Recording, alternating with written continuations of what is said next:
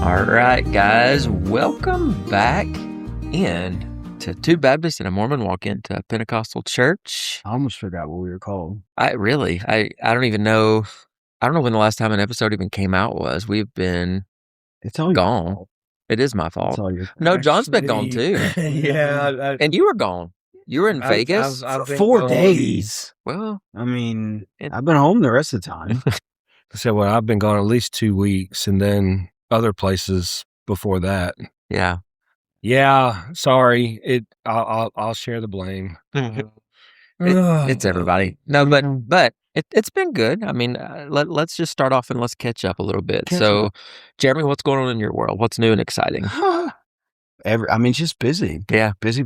Work, church, all the things. Crazy busy. Yeah. We just got done with Bridal Line. We did get done with Bridal. Today's Cinco de Mayo, in case you're wondering what today is. We on Cinco de Mayo. We just had some tacos. We did. We had tacos. We did.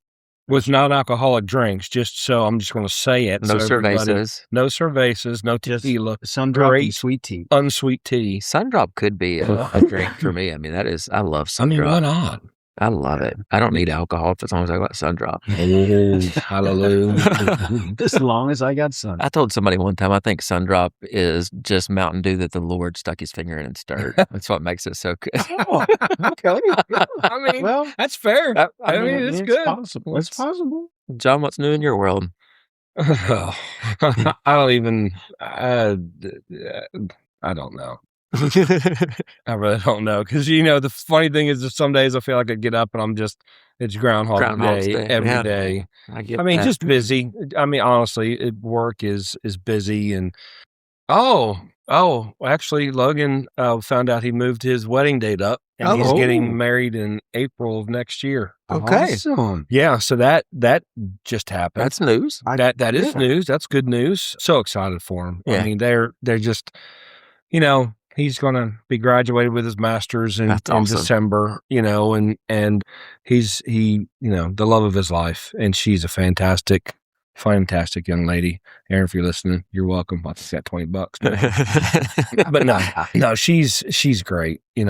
I'm thankful to be gaining a daughter and yeah, I'm happy for them. But yeah, outside of that, kind of, just Groundhog Day every day.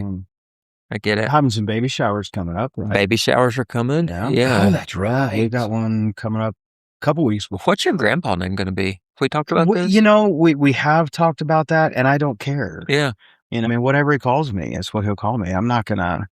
Christina says that we should be a Jer Bear and Teen. Oh, Jer Bear. No, I'm not going to have my grandson call me Jer Bear. I think Sophie coined that phrase maybe a while back. I don't know. Yeah, maybe. I don't think you really like it, so I don't think that's a good grandpa name. That's not a good grandpa name. I mean, everybody's like, oh, you don't want to be called grandpa, do you? And I'm like, that's like a badge of honor. Why not? Yeah. I mean, grandpa. Yeah. As a matter of fact, I think I've earned it. It doesn't matter how old I am. Yeah. The white in my hair is for. It says I've earned it. That's right. Yeah. So we're going back to Kansas City here in a few weeks for baby shower. Nice. June. Good. And that'll be fun. It's crazy to think that June is just a few weeks just away. 4 weeks when you away. said that, I'm like, that's not. No, that is. No, it's right. Yeah, it's there. It's today's May 5th. That's June 8th. That's just, yeah. All right. 7th. What about you, Brian? So, I have been gone a lot. You've been racking up them air miles. Buddy, I have. Available you've been at, right? I will say, so I was home, though. John was gone and Jeremy was gone, and I was home for 12 days. It was my longest stint home this whole entire year so far. And I was like, wait, my buddies are all gone. So we're going to be able to get some podcasts in. Yeah.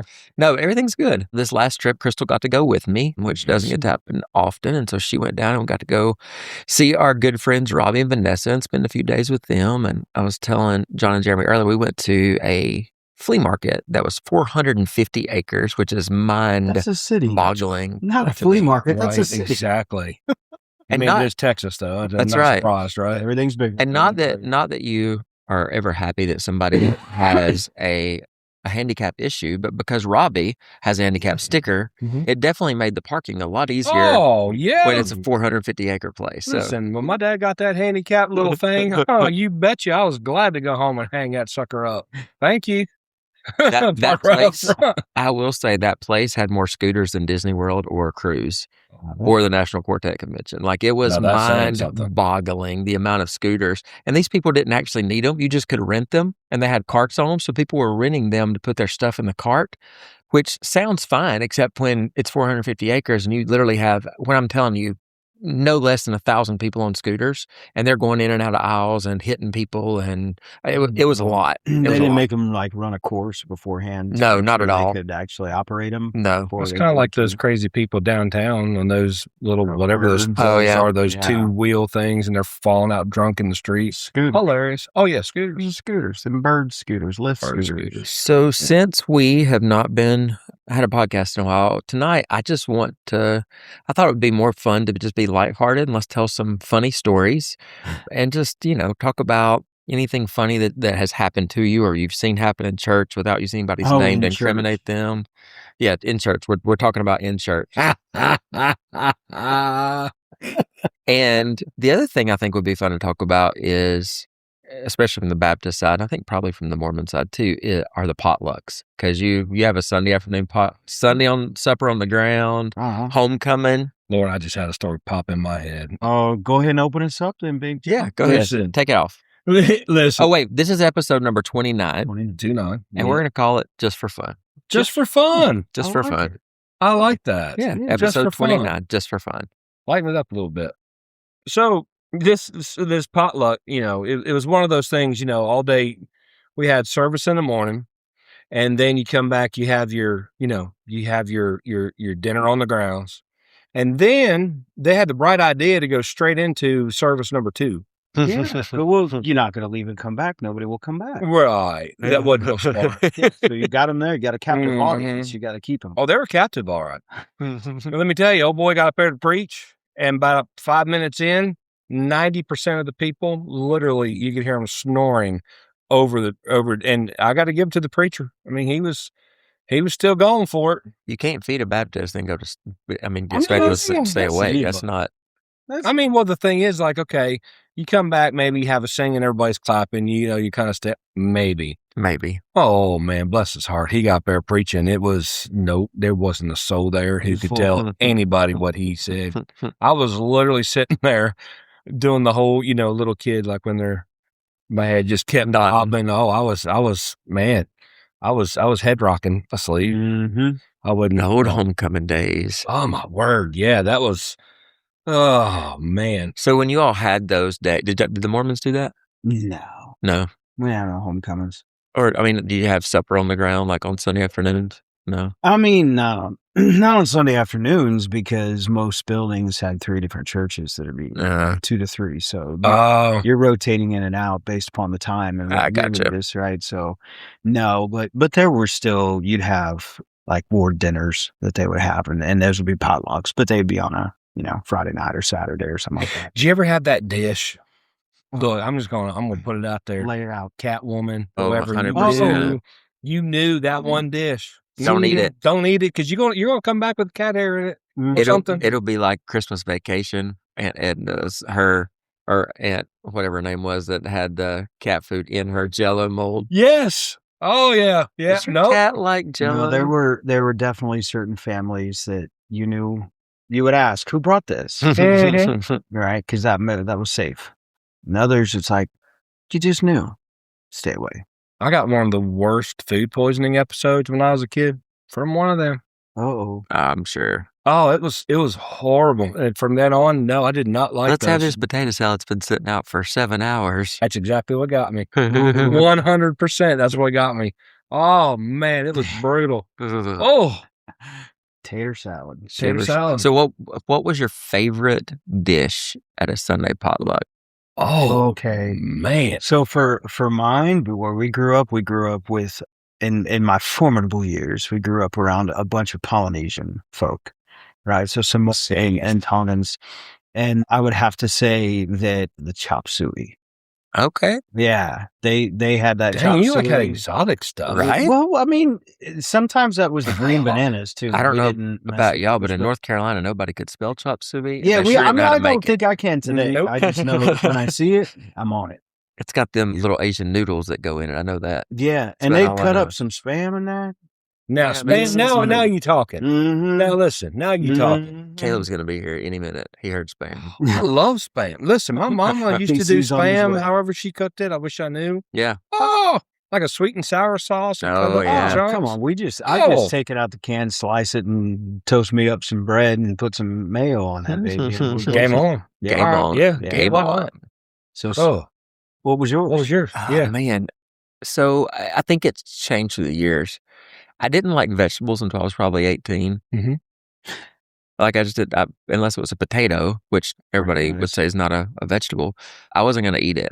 But probably until 18, it was macaroni and cheese. Even the macaroni and cheese had been sitting, like, I didn't care. It was a big blob. I loved macaroni and cheese. Stick to the roof of your mouth. You're still going in. Still doing it. To this day, I can't eat mac and cheese. I don't know what it is, but I can't. Love it. I don't like it. I still like it. Yeah. I love so I'm the weird one. I love macaroni and cheese, but I don't like necessarily, it's very rare that I like a homemade mac and cheese. Mm-hmm. I mean, put the craft. Yeah, I don't mind either. I'll take either one.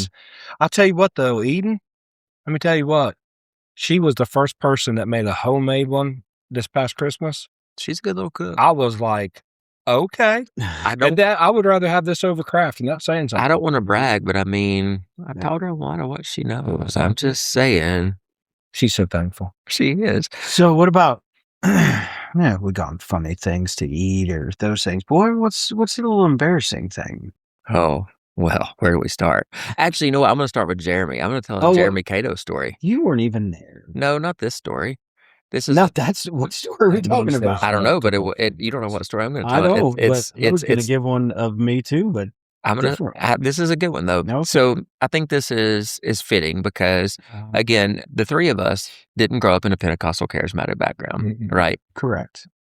There in the Pentecostal world, charismatic world, people sometimes when they get prayed for, do what's called falling out, right? They get so heavy under the Spirit that they can't stand. Right. Now, here's what I can tell you. None of us at this table are fakers. No. Not even a little bit. Like, we're not going to give a pastor a courtesy fall. Nope. Like, we're probably going to push back against it on the other 100%. Side, right? Yeah. I have fallen out in the Spirit. John has fallen out in the Spirit. Yep. And I'm going to tell you about the first time that Jeremy fell out in the Spirit. So we were at Overflow a few years ago. Let's go. And we actually had this conversation a few times. Jeremy's like, I'm not opposed to it. He said, but it's just never happened, which I understand, right? It's not often that I fall out, but there are times when I can't control it. Nope. And so we're sitting there, we're on stage during Overflow, and we're actually trying to catch people that are falling because people are being prayed for. Well, sure. So we're working on our job, yeah. And so Jeremy's in the process kind of catching people, and a pastor that wasn't even speaking just starts praying for Jeremy. And like out of nowhere, he just turns around, he's like, nope, your turn. We're praying over y'all because you guys have poured into this. I think it was the last night, maybe. Yeah, maybe so. And he's like, you guys have poured into this all week, so here we go. And I was like, okay. And so he starts praying for Jeremy. And I'm not thinking about catching Jeremy because I'm like, Jeremy really doesn't fall out. Like it's, whatever. I'm not thinking about that. So we're standing there, and Christina and Crystal and I are standing there. We're just, we're praising. We're, thank you, Jesus. And all of a sudden I'm like, oh, Jeremy's going down. He gone. And Jeremy, and I was close enough behind him. Had he fallen backwards, I could have caught him. He didn't fall backwards. No. He fell forward. And yes, when you see somebody with a chalk outline, like one arm up is one arm down, and like legs are crossed over in ways that are not natural to a human. So that's how Jeremy fell. And no one caught him. Nobody caught him. He fell flat on his face. Wow.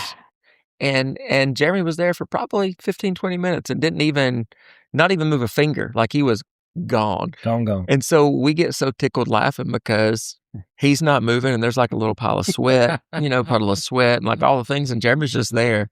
Like everything's still happening all around him. Snot, whatever. Oh yeah. And then the second part of what happens a lot of times when you fall out in the Spirit is you tend to get drunk in the Spirit, as is how what it's titled, right? And again, if you've not done that, you won't understand that. But when Jeremy got up, he was very drunk in the spirit. Like he couldn't stand. His eyes were wild and his hair was crazy. And like, well, I had to help him to a seat, and he's just like, he's not there. He's physically there, but he's not there. Jeremy is nowhere to be found. He's left the building. He's left the building, kids.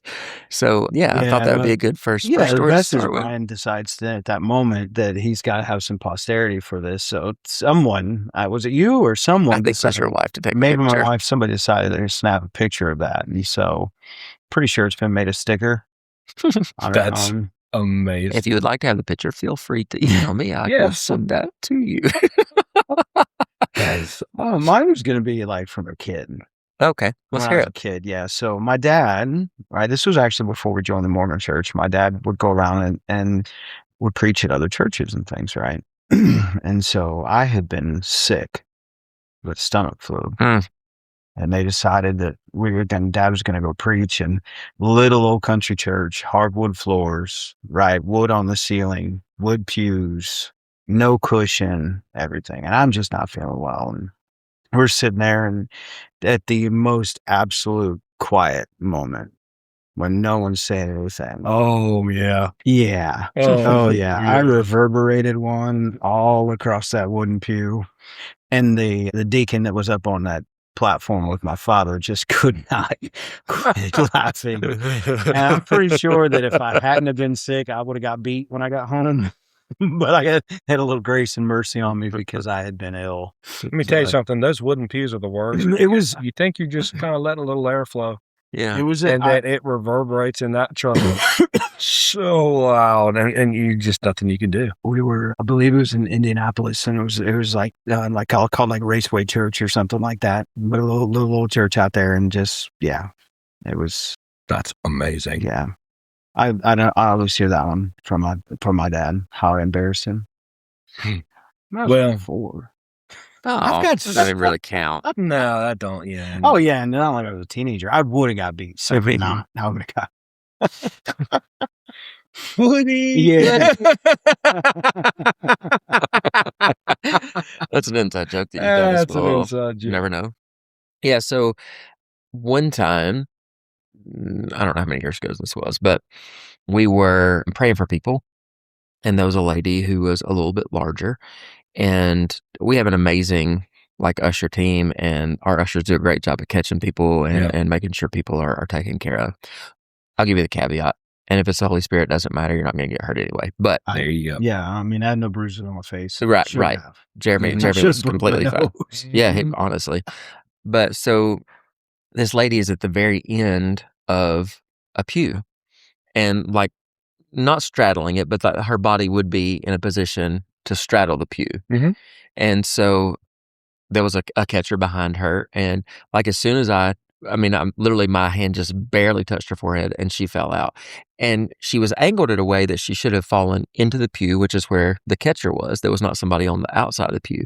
So she splits the arm of the pew, with her backside, and flops off the other side where there is not anybody. And then I'm in a really bad place because I'm like, I can't pray for the next person because it's all I can do not to laugh. She was fine. She was out in the spirit, not coherent, not knocked out either.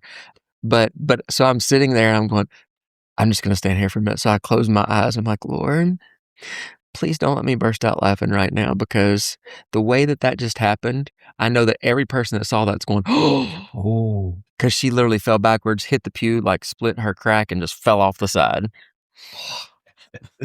That's the best way I know how to explain it. Split her crack. That's on the arm of the pew. So. Well, I got a funny one for me. I was telling you guys this earlier at dinner. So when I was a teenager, we sang at church, sang all the time, they had a little TV broadcast that we'd shoot Wednesday nights and stuff before church and all that. Well, Sunday night we were singing, it was the spot, right? It was your Sunday night service. You're singing, that's the big spot, special music. The special. Someone's going to sing a special. So it was me, and I think I was actually in quartet guys back then. Yeah. Anyway, so, hey, all right, we're going to have something, blah, blah, come on up. Hey, whatever. Do you remember the song? Shoot, no. I really don't even remember the song.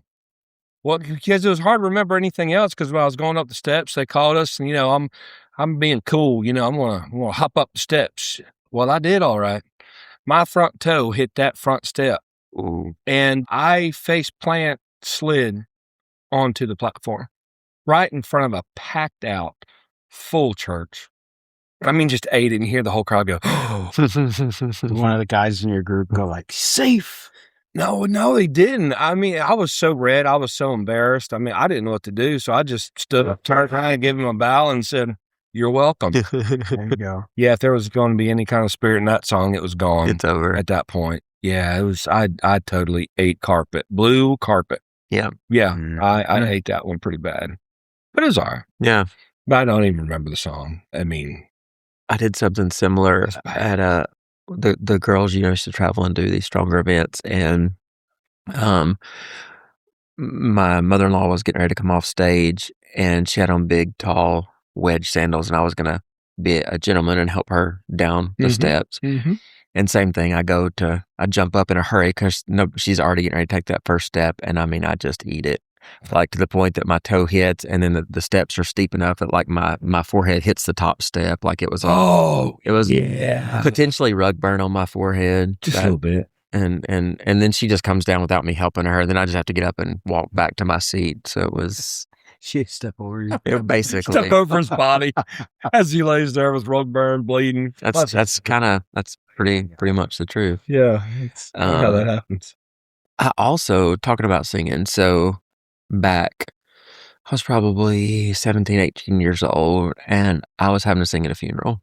Oh. Which is always the worst, right? Yeah. I was singing Beulah Land. Oh. Which up until 10 years ago, my wife thought was Beulah the Lamb. That's a true story. No! I've never heard that. It's true. Beulah the Lamb? Is it Mary's? Beulah the Lamb. That's what she thought they were saying. Oh, poor Mary. Got robbed. That's what my wife thought. Beulah the Lamb. If you listen to this, babe, you can verify that. But that is I will never be able to hear that song story ever again and not think of Beulah the Lamb. Yeah. Mm-hmm. So you remember on the cassette tapes, they had different. Well, the cool versions had like 3 different keys. Right. Yes. Right. I remember. So I was going to sing in B flat.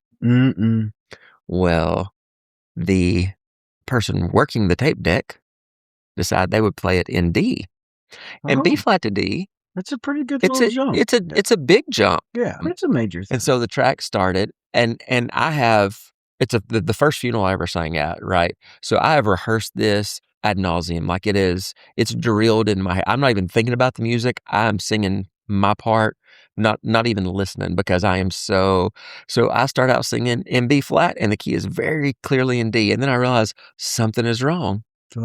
So there, I know my range, and I'm not going to sing this song in D because it has a high part in it. I'm like, it's not going to happen. So I say, I'm sorry, I'm going to start this over. I said, can you make sure that you go back 2 tracks to B? He's like, absolutely, sorry about that. That's my fault. Thought I had it queued up. No. He backs it up 1 song, and the song starts again in D. So I'm like, my only choice is to sing this an octave lower. So I sing the whole song. The whole entire song. He's George Johnson and over there. Really, the only pause of that is like, and this was a guy that I knew, and like I was very distraught, but I was so focused on trying to hit these notes that were below my range now that I wasn't crying. Yeah. So I made it through the whole song going, I'm going to cry when this is over, but not really because I miss him, now. Because I'm going to do such a bad job. Different reasons. I never forget the first time. I mean, it's funny to me now, but at the time it was scary. We were with the family somewhere at some church in Kentucky, somewhere, I don't know where. And first time I saw like a lady shout her hairpins out. Oh. I was scared to death. Yeah. Like when she started, then that one piece of hair come down, then hair come. I mean, literally, I saw bobby pins flying and hit the wall, and she wasn't stopping until they were all out. So it's not just a rumor, that actually happened. No, yeah. I mean, literally, I was like, I didn't know I was at a Metallica concert. I mean, because she was literally doing the whole whipping the hair, like slinging around. I was literally freaked out. I looked at Tara, said, I'm gone. No. Out the back door I went. I was like, no, that's weird. Man, somebody's gonna lose an eye. I'm telling you. I still to this day I laugh when I think about that. 'Cause boy, I didn't know what to take. I did not know what to think there. I was scared. Are you? I was scared.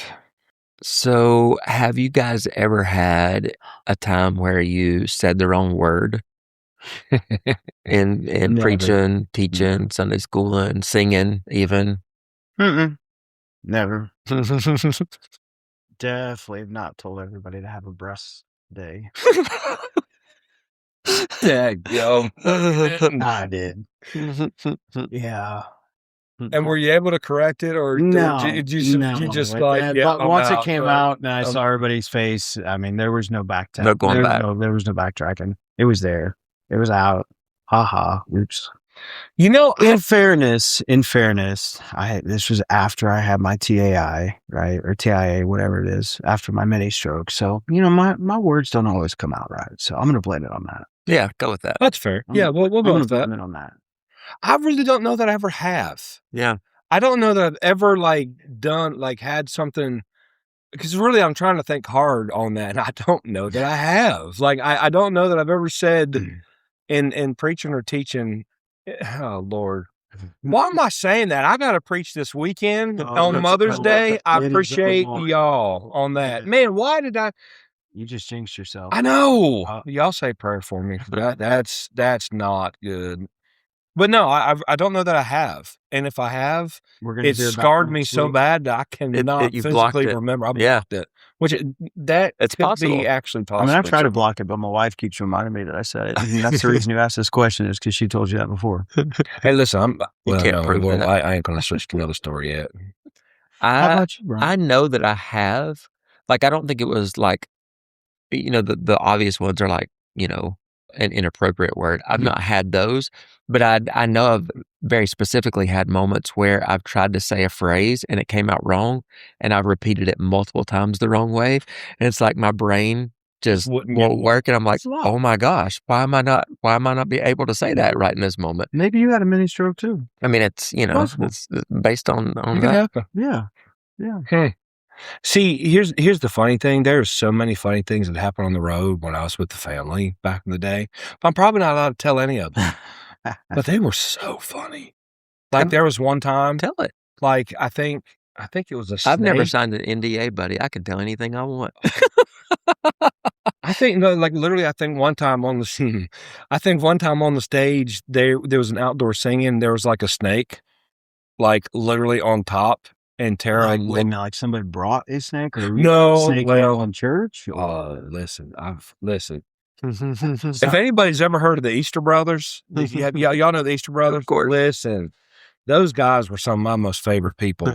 James Easter, which is Jeff Easter's daddy, loved him. He was one of the greatest people I've ever met in my life. But the stories, he said they went to a church one time to sing the Easter Brothers, their bluegrass group, and they just went in there to sing.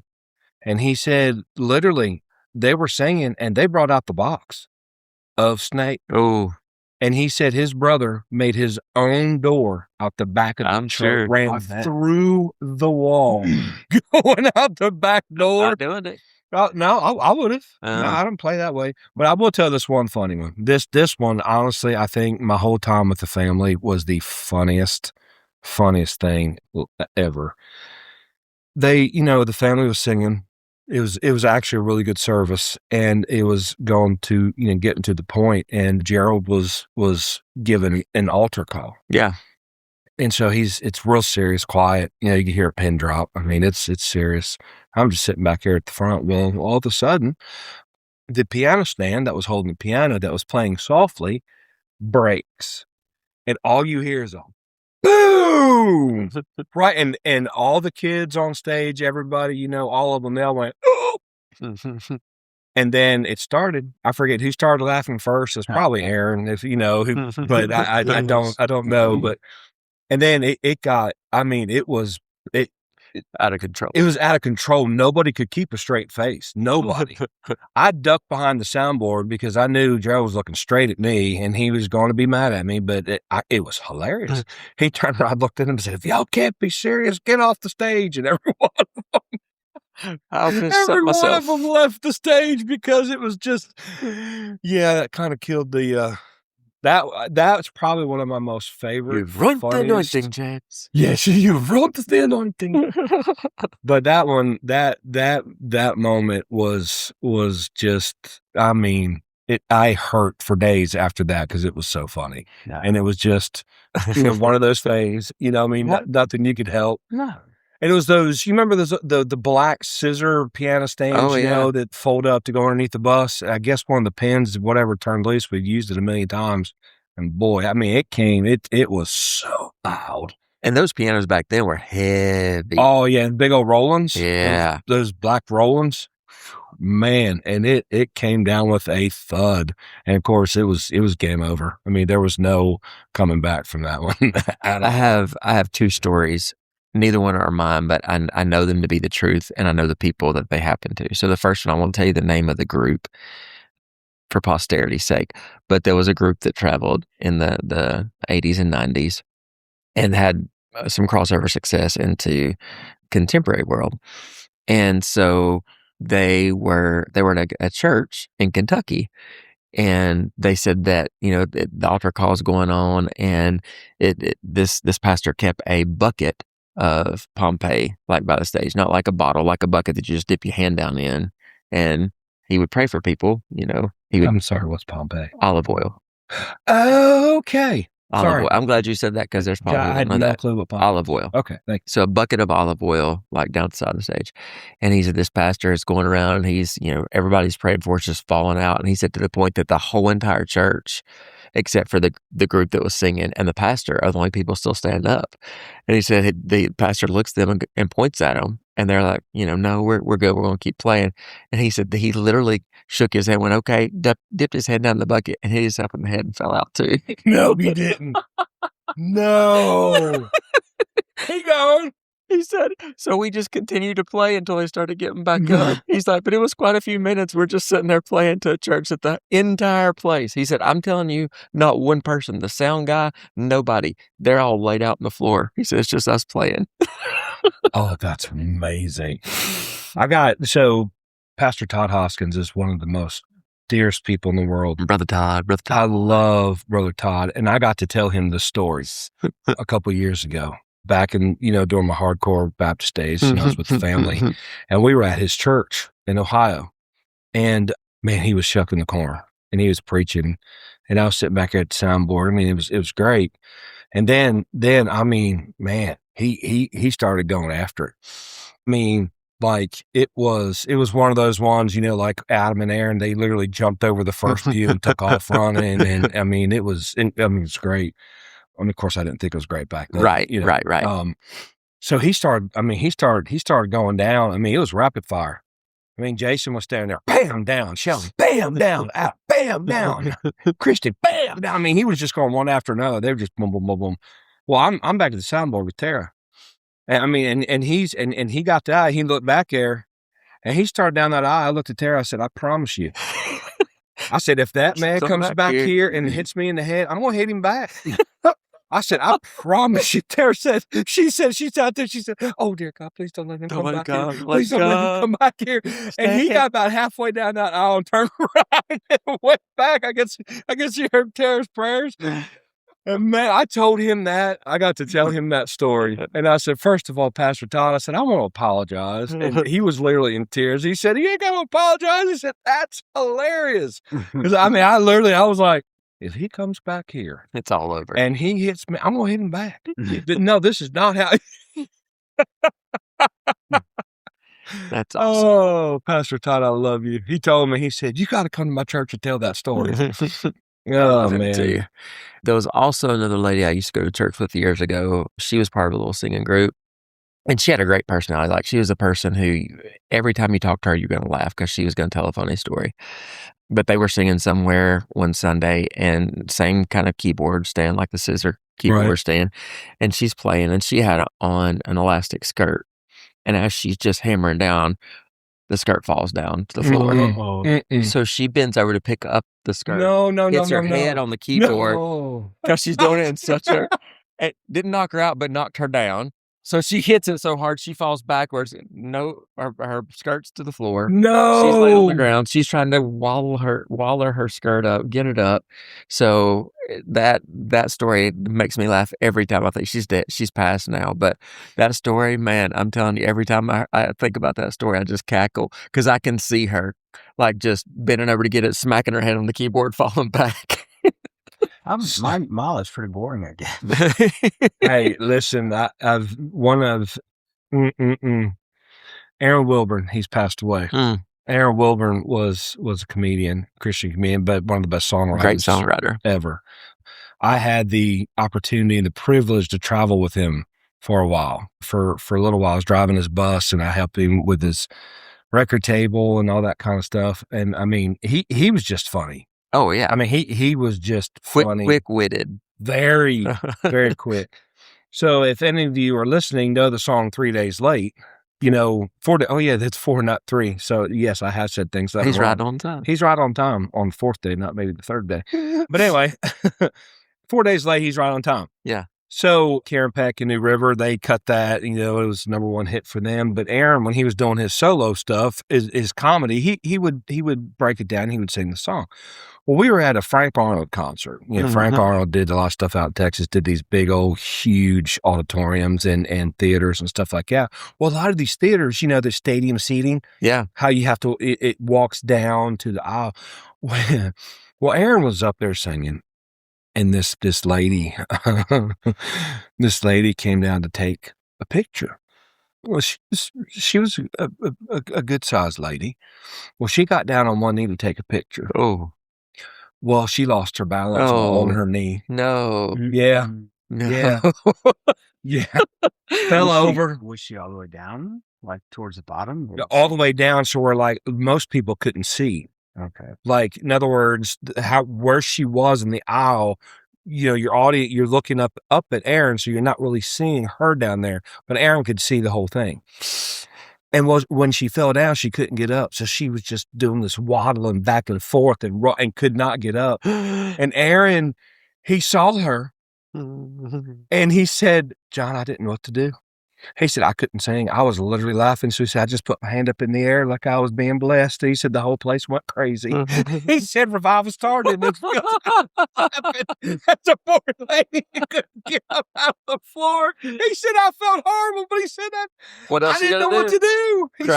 Just cry. He said, "I just put my hand up in the air, and wow, they weren't reliable." He said, that place went crazy. He said, I had to go check on her when she was done to make sure she was okay. Well, yeah, I couldn't get up, and he couldn't do anything, couldn't sing, he was laughing so hard. That's so his hands up in the air. Oh, man. I have one final story. I've not shared this with y'all because I wanted to get your real reaction to this. Before I share that, do y'all have any more stories or anything else you want to share before we go there? Probably I shouldn't share on here, but those are the best ones. Yeah, exactly.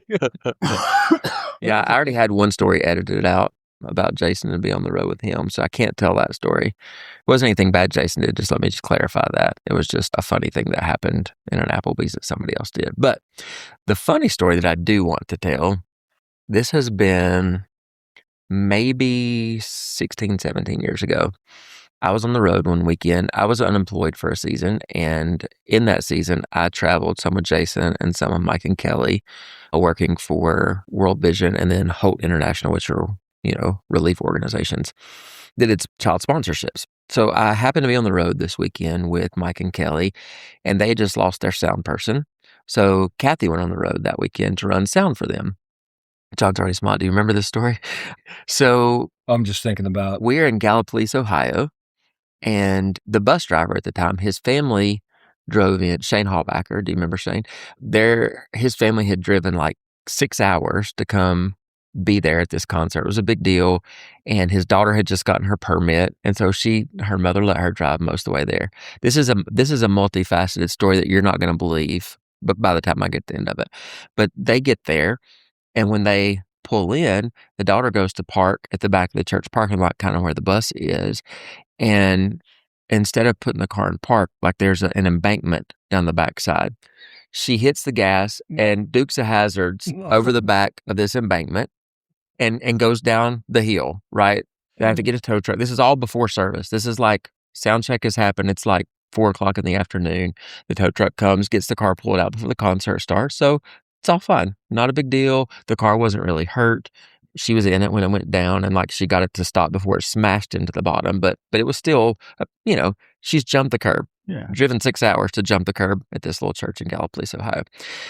Next, we go in to the event, and like service is supposed to start.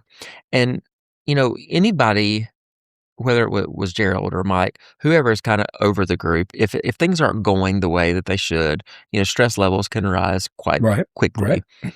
And so Mike Bowling, the service was supposed to start, and Kathy hadn't come in yet to run sound. And so he comes back there and he's like, you need to go check on her. She's not going to do it. You just have to run sound and we'll figure it out later. And I'm like, I'll go check on her because she's not answering her phone. Mm-hmm. And if you know Kathy, she never didn't have her phone. Like that wasn't a thing. So I go on the bus and she's not up front. She's not in the front lounge. She's not in the bunk area. And then I hear her. She is locked in the back bunk, the back lounge. No. And this was the bus they totaled that didn't have pneumatic doors. It had door handles. The door handle had broken on that door.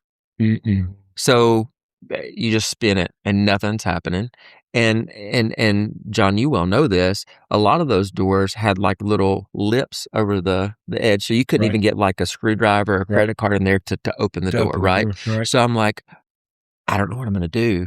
So like 10 minutes pass and I'm doing everything I can to try to get this door open. Well, Mike storms up on the bus and he's angry because now not only is Kathy not there, I'm not there. There's nobody running sound.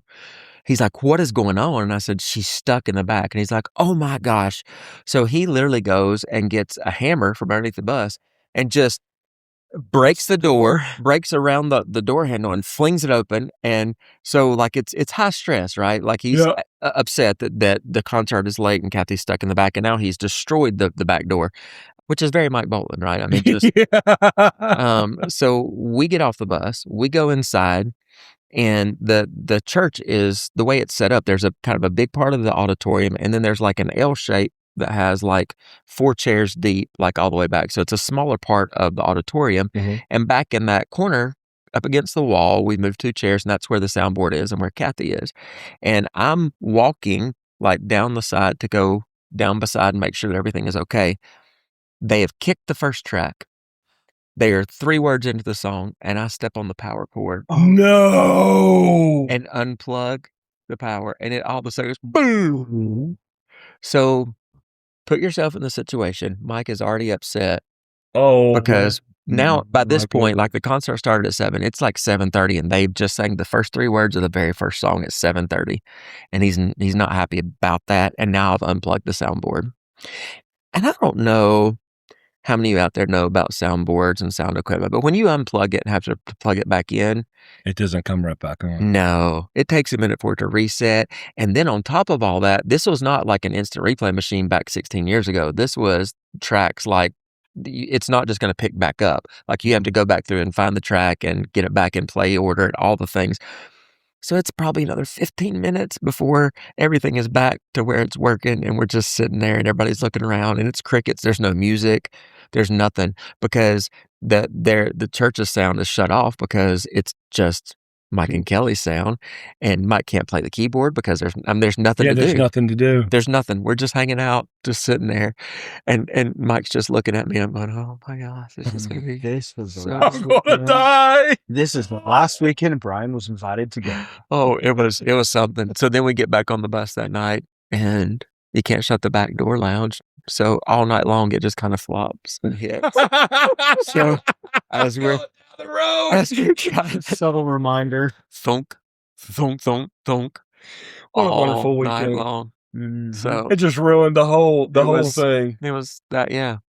So see, everybody, that's why everybody who thinks the traveling life is so glamorous, it is not glamorous whatsoever. Not at all. Oh, it is a talk about Groundhog's Day. That's really, I tell people all the time, if you're on a bus, that's Groundhog. They're like, oh, you see the world. I'm like, yeah, you do. But all you see is the hotel and the venue, and that's it. Nothing more. And the Waffle House beside the hotel sometimes. Yeah, 2:00 in the morning with all the drunk people. Yeah. That's the funnest part, actually. I know math. All right, man. Listen, it is hard. Look, you have to be calm. You've got to, because you're going to face these times that now we can look back and that are funny, but in the moment, it's not funny. No, because you're trying. You're doing. Everybody believes in doing things with excellence, or at least they should. Some don't, but well, never mind. You should do things with excellence. Yeah. Absolutely. And when it doesn't go the right way, it causes stress, and because you want to make a good impression, you want to minister to the people who've used their hard-earned money to get there, if they bought a ticket and all that kind of stuff. And so it gets very stressful, and it's hard at times, but that's why you pray for these people out there the best they can. Some of them deserve what they get, but that's all on another point. It's okay, people, laugh. It's fun. This is a fun episode. Just for fun. Just for fun. Yeah. Seriously. Episode 29. 29. Yeah, I hope you guys enjoyed that. We thought it would be fun to do something a little more lighthearted since we've been gone for a minute. And I think the last one we ended on was baptism, which got great response. I mean, I think that's our most listened to podcast that we've done, but it's also a little controversial. So, it is. But yeah, anyway, episode 29, just for fun. Thanks as always for listening. And we will be back next week because we're going to record another one right after this. So you'll get two at least. And then we'll try to do better with keeping up. Mom, she texts me every week. You got one coming out this week? Yeah, my son called me today. He said, it's been a while. Yeah. Said, don't worry, we're recording tonight. You'll have them Friday. That's hilarious because Logan literally called us on the way home. He's like, what are you doing? So we're going to Brian and Crystal. He said, it's about time. It's like, really? Awesome. So thanks as always for listening to Two Baptists Walk Into a Pentecostal Church. Like and subscribe everywhere you get your podcast.